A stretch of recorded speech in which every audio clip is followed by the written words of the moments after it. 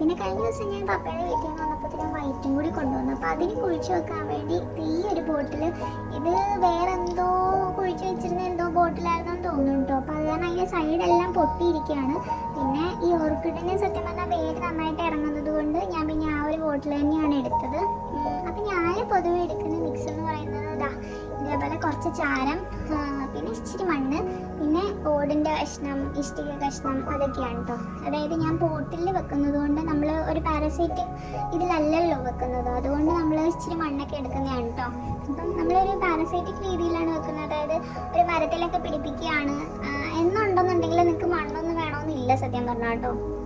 അല്ലാതെ തന്നെ എന്തെങ്കിലും തൊണ്ടിൻ്റെ അകത്ത് കുറച്ച് ഇഷ്ടിക കഷ്ണവും കരി കഷ്ണമൊക്കെ ഇട്ടിട്ട് ജസ്റ്റ് ഇങ്ങനെ പിടിപ്പിച്ച് കൊടുത്തിട്ടുണ്ടെങ്കിൽ, എന്നിട്ട് ഏതെങ്കിലും ഒരു മരത്തിലോട്ട് വെച്ച് കെട്ടിക്കഴിഞ്ഞിട്ടുണ്ടെങ്കിൽ അതവിടെ നിന്ന് കിളത്തോളും.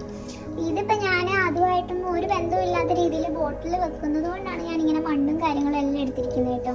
ഇത്രയേ ഉള്ളൂ എൻ്റെ ഓർക്കിഡ് പ്ലാന്റിങ് എന്ന് പറയുന്നത്. അപ്പോൾ എൻ്റെ വീഡിയോ ആദ്യമായിട്ട് കാണുന്നവർ ലൈക്ക് ചെയ്യണം, ഷെയർ ചെയ്യണം, സബ്സ്ക്രൈബ് ചെയ്യണം. ടാറ്റാ.